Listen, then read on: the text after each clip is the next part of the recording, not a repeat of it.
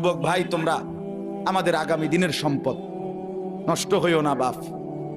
ইসলামের জন্য লড়বে কে বাপ? কও। মুরব্বীরা তো চলে যাবে বাপ।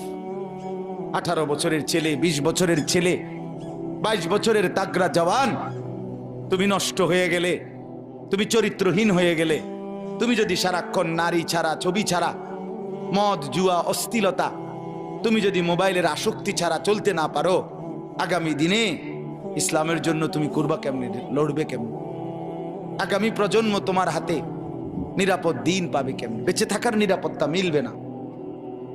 বেঁচে থাকার 53 বছর বাংলাদেশের বয়স, 53 বছরের সমাজে বেনামাজির সংখ্যা যদি এত বেশি হয়, 53 বছরের ভিতরে মোবাইলে আসক্ত যুবকের সংখ্যা যদি এত বেশি হয়, 53 বছরের ভিতরে বেপর্দা নারীর পরিমাণ যদি এত বেশি হয়, এত মসজিদ মাদ্রাসা চারদিকে থাকার পরেও যদি এই মসজিদ মাদ্রাসা ষড়যন্ত্রের কারণে কমে যায়, আগামী 20 বছর পরে, 30 বছর পরে, আগামী 30 বছর পরে ছেলেরা আমার, তুমি আজকে যে ছেলেটার বয়স 16, আগামী 20 বছর পরে তোমার বয়স হবে 36। আজকে যে ছেলেটার বয়স 20, আগামী 20 বছর পরে তোমার হবে 40। আমার এখন 42 বছর। ধরে নাও আমার 4টা সন্তান আছে, 2টা মেয়ে আছে, 2টা ছেলে আছে। তাহলে আগামী 42 বছর যার বয়স আসবে, 20 বছর পরে, 25 বছর পরে, হতে পারে আল্লাহ চাহে তো আল্লাহর দয়ায় তুমি হায়াত পাইলে তুমিও 2টা বাচ্চার মা বাবা হবা, 3টা সন্তানের বাপ হইবা।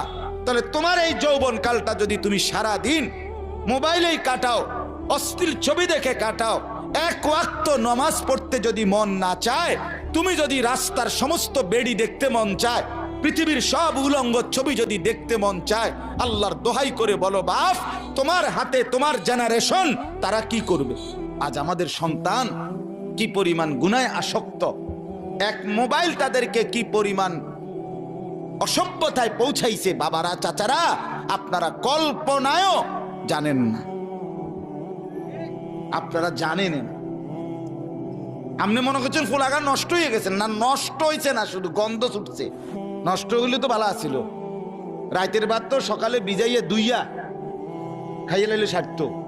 এটা তো বিরিয়ানি পচে গেছে, এটা বিরিয়ানি পচে গেছে, পচা বিরিয়ানি বাড়ির কাছেও রাখা যায় না, দূরে ডাস্টবিনে ফেলতে হয়। সন্তানের হালাত এমন, ছেলেটার নষ্টামি এই পরিমাণ, মেয়েটার নষ্টামি এই পরিমাণ।